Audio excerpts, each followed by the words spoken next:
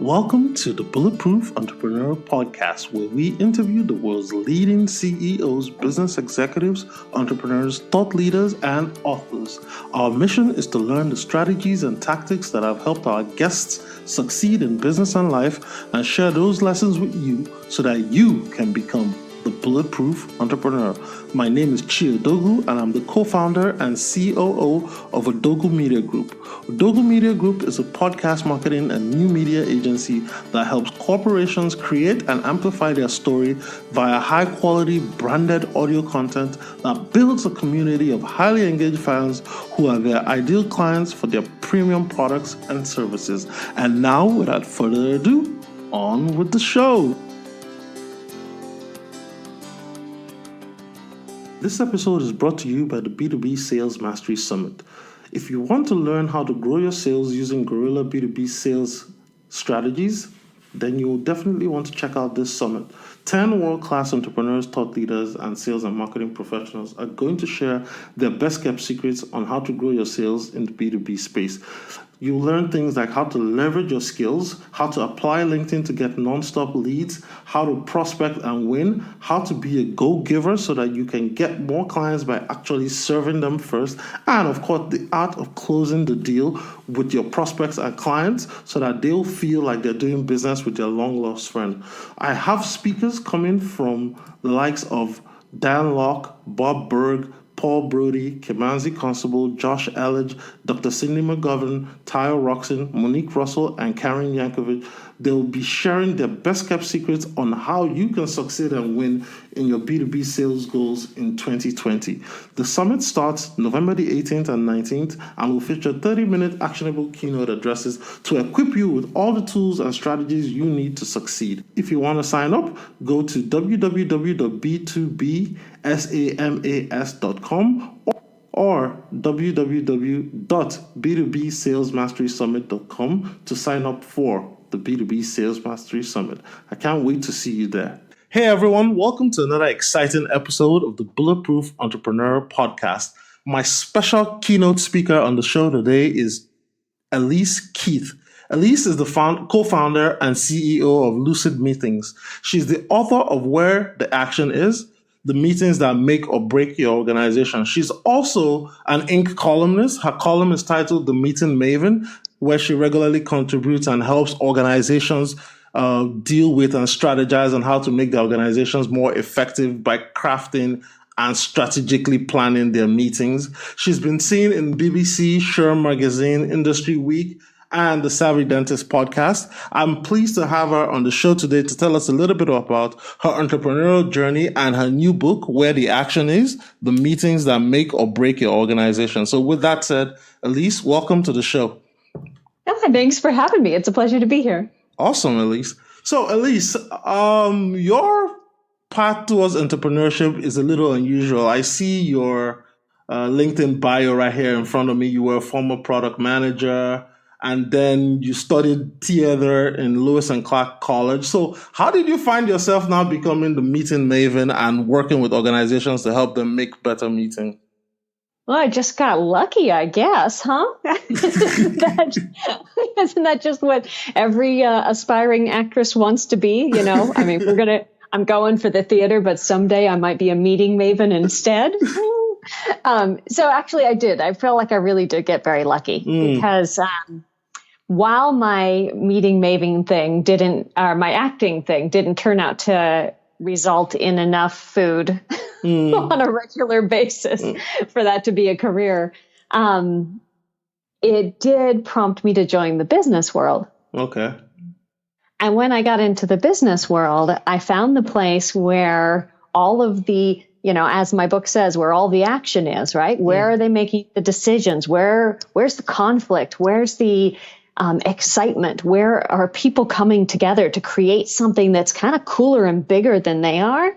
And that was all happening in meetings. And then when I started really looking at meetings, I found that when they were designed well, when you understood what you were trying to accomplish going in and you understood the tips and techniques that got a whole group of people around you to buy into what you're trying to do and do it with you, it's like a superpower. So having that superpower and helping other people connect with that superpower is it's just a wonderful, exciting, sort of rich opportunity to play with. Oh, okay. Now, so let me organize my thoughts. Was it as a result of your training in theater and acting? Because I know if you're an actor or you work on the stage or something, you have a script, you have places, you have to memorize your lines and everything. So was some of that knowledge that you learned while training in that particular skill set unconsciously transferred into meetings because you maybe consciously or unconsciously saw that you could actually structure these the same way you could structure like a stage play, for example? I hadn't thought of it that way before until like just now.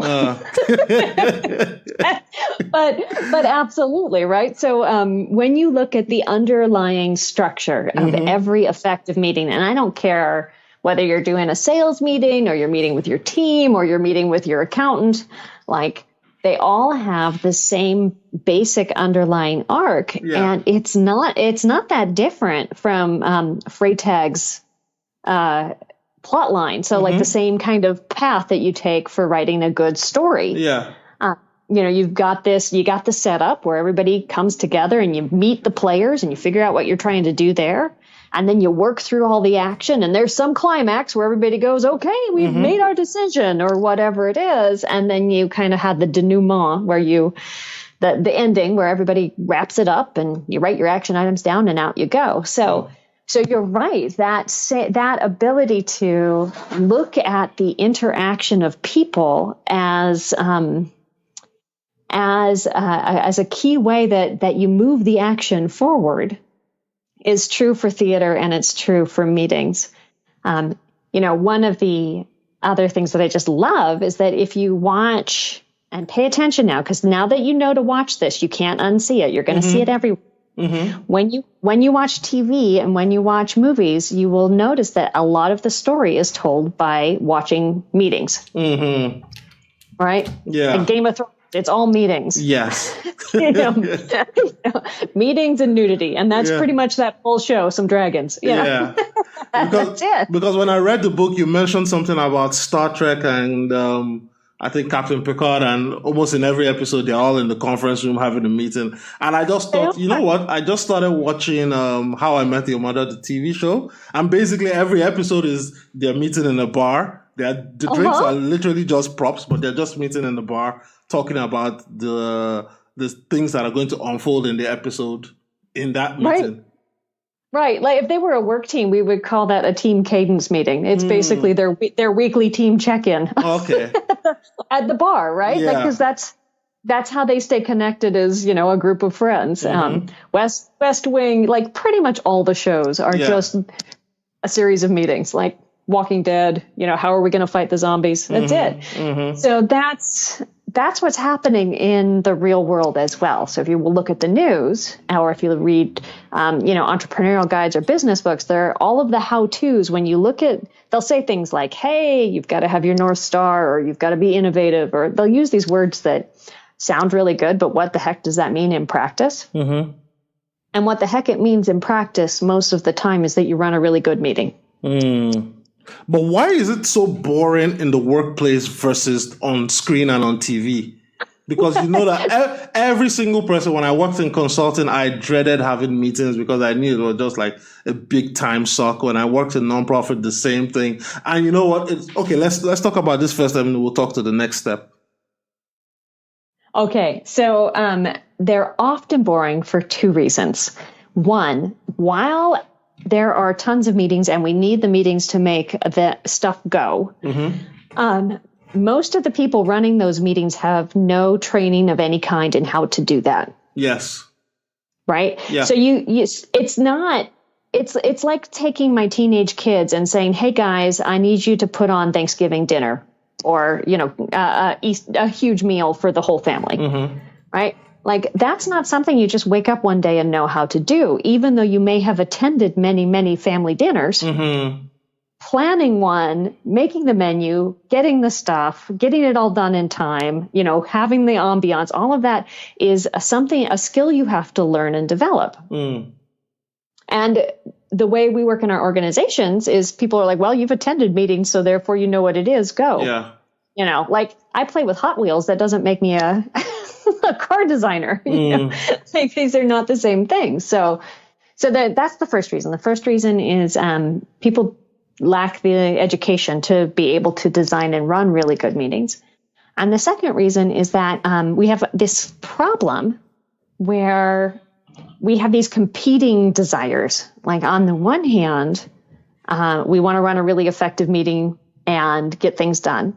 And on the other hand, we don't want to leave anybody out. So we invite everybody. Yeah. Which means you end up showing up to meetings that you have nothing to do at. And if you have nothing to do, it's boring. Yeah. It's like, you're the random red shirt in the back of the scene who has no chance of doing anything when what's going on. So of course that's boring.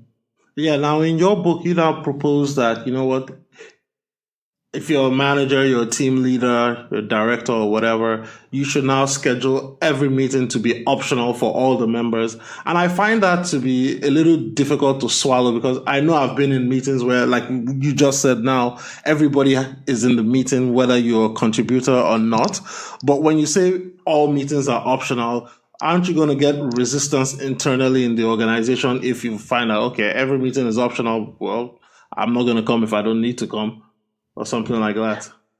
Yeah. So you have to, there are two parts to that part. So first of all, absolutely, you will get resistance in the organization. And you get it from both sides, right? You get it from the people leading the meetings who are like, oh my gosh, nobody will come to my boring meeting. And the thing is, nobody should go to your boring meeting. If you're going to use their time, because that's expensive time, that should not be a boring meeting. So that's one reason you put that rule in. And the other reason you put the rule in is to combat the whiners. Oh, I can't get anything done because I have to go to all these waste of time meetings. And you say, well, you know what? No, you don't. Actually, if you have other key important things to do, use your time smartly because you're an adult. So those two dynamics, they're really uncomfortable because they make it so that when you look at meetings, you have to be responsible adults in terms of determining whether that's a good use of time and making sure it's a good use of time. And if in organizations where they do that, it's incredibly empowering because the leaders learn to run better meetings.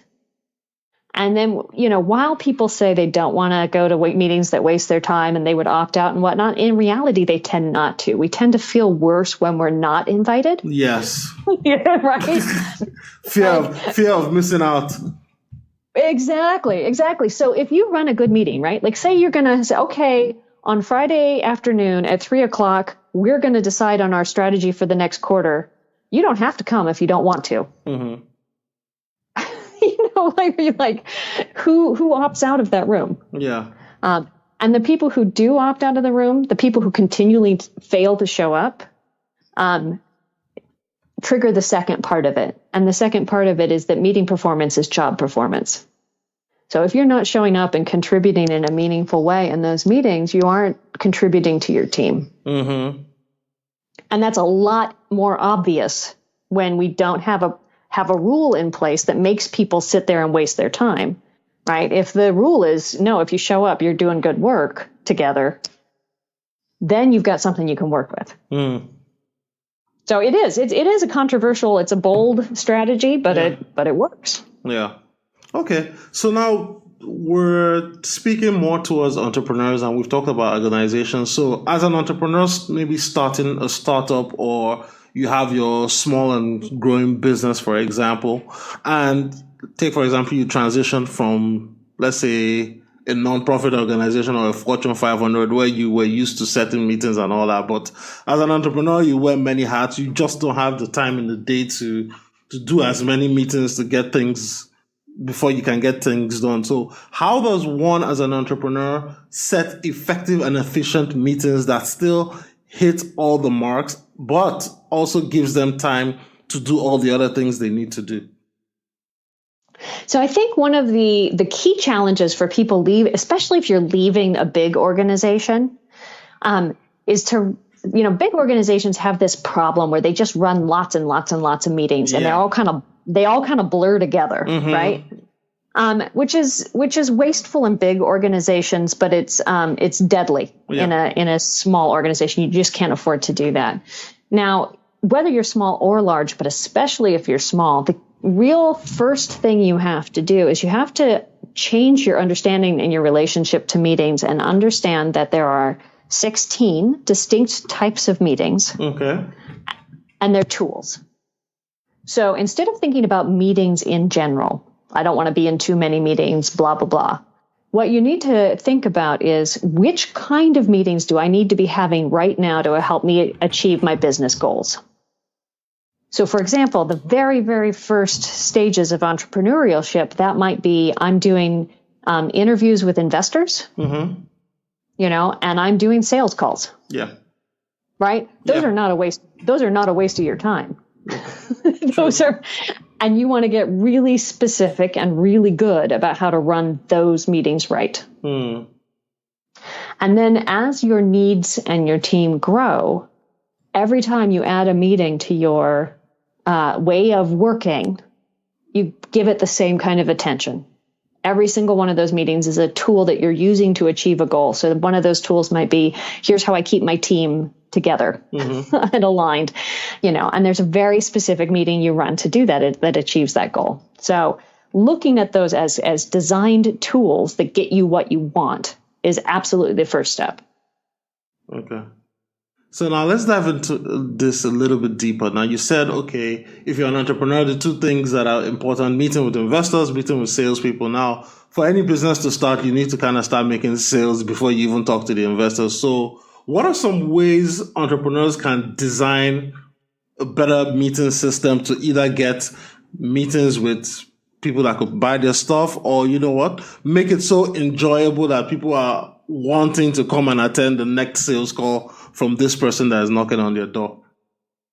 So there are a series of meetings that you want to have when you're talking to new prospective clients. It's what we call a meeting flow model. Like, this conversation happens first, and then this one, and then this one. And generally that first one is sort of a red velvet rope. It's the bit where you decide if you want to ever be friends again, right? Because some customers are not good customers for you. Like the first date. Yes, absolutely, right? So what are the qualities that are important for a first date? Well, first, you show up and you're enjoyable, right? And that's an important thing for you to do for every meeting, but it's especially important on the first date meetings. Like, how do you say hi and feel like somebody that they may not remember what you say, but they'll remember how you made them feel? Is that Maya Angelou who says that? Yeah. It's completely true in this case. So be pleasant, be warm, express interest in them as people to begin with. Absolutely. Second bit in that first meeting is, while you want to ask the questions you want to tell them how great you are, our research shows that if they talk more, they'll think it's a better experience. So getting them to speak more is actually more important than making sure you cover all your points.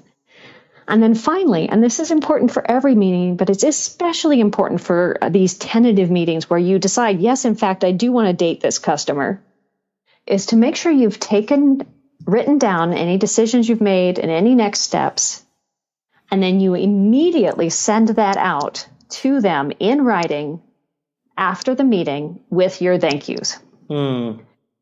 Because that tells them that when they met with you, they got something out of it. It wasn't a waste of their time. They got a tangible result, and you're going to do work on their behalf to make this relationship go. Okay. So, and those things are critical for pretty much every meeting, right? Treating people as people, letting everybody participate, and making sure you get a result at the end. But the number of entrepreneurs who fail to execute those 3 steps with sales calls is just shocking. It's almost as if you don't want the business. Interesting. Good to know. Now, what's the role of technology in meetings? Because some meetings you have, dead by PowerPoint, you have to present all the time. Some, people come in with their phones or their laptop and they're doing something else, or they pretend like they're taking notes, but it seems like it might be distracting other people just having the laptop open versus everybody sitting down with pen and paper, writing down stuff and making the meeting flow. So how can we manage technology in meetings so that we don't get bogged down and have bad, boring meetings? So here's the key to technology in meetings. I mean, there are all kinds of technologies that apply to meetings. There are like over 200 companies that build technology for meetings. And which technology you should use, whether you should use technology, depends 100% on the kind of meeting you're having. Okay. Right. So if you're doing a brainstorming session and your team is the people you're brainstorming with are all over the world, then you're going to use online brainstorming software. Right. It's just a no-brainer. If you're sitting in a room with a group that's trying to brainstorm, you should use sticky notes. It's completely different technology. But in either case, whether you're bringing in an online tool or you're bringing in a physical tool or whatnot, the real key is that people can use it and are using it to create the result. So you shouldn't have any technology in your room that isn't being used in the meeting. So if you have somebody with a laptop, then what they're doing with that laptop is they're, researching things you're talking about, they're following along with the agenda, and they're taking notes. Okay. Right? Otherwise, leave it outside. That's almost impossible to do in a remote meeting. So rather than worrying about technology, the real question should be, how can I get everybody so actively involved that they don't have time to be also multitasking on something else? Sure. Right? Yeah. And one of my favorite articles that you wrote on Inc.com was 5 office snacks you can bring to meetings to help you stay focused. So let's talk a little bit more about these snacks, because I was reading a few of them. I don't want to steal your thunder here, but I was reading a few of them and I was like, okay, chocolate. Steal my snack thunder. Dark chocolate, you said tea, coffee, super cold water, vegetables, quiet fruit and nuts. So what does food play in meetings? What's the role of food in meetings? Well, so what's going on in meetings is that we're bringing a group of people together, right? And we're asking them to help solve a problem or make work go, right, as a team. And we're asking them basically to set aside, whatever it is that they individually are caring about. Like, I just got a call from my daughter's school and she might have a fever and, like, I have to set that aside and I have to be here. So one of the things that food does is it taps into our deep ancient human rituals that say, when you come into this space, you are offered food as a gesture of caring and community and connection and safety, right? Like they're culturally, all kinds of cultures have this thing that once you walk into somebody's house, they offer you something. And it's respect and it's care. So that's a role that food can play in a meeting, right? I've brought snacks because I have respect and I care for everybody who's here and I appreciate your time invested. The other thing it does is it gives your hands and your mouth something to do if you're bored that isn't multitasking. I think I'll just have another green bean, and it helps you keep your energy up. And that's a big one. We're meant, especially as a meeting gets intense or long, having a way for people to keep their energy up and stay present is important. Yeah. Oh, good to know. So as we start to wind out the show, Elise, I have a couple wrapping up questions for you. Now, as I mentioned at the top of the show, this show is listened to primarily by entrepreneurs, but also people that are in the early stages of their careers. Let's call them analysts or associates in large organizations. Now, for those people who typically do not have a strong voice in the organizations. Take, for example, when a meeting is set by a manager and they just have to attend, how can they help move the meeting along or make it an even pleasurable experience for everyone in the meeting, given the fact that they're supposed to attend and they have no voice whether they can come optionally or not?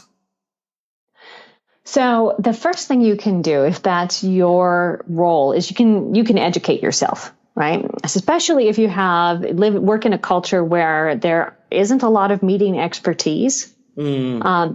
There's a real opportunity to shine in advance if you can be known as the person who can walk into a meeting and help make it productive. Okay. Right? Like that's a power position. Okay. So if you're interested in helping that way, get some education.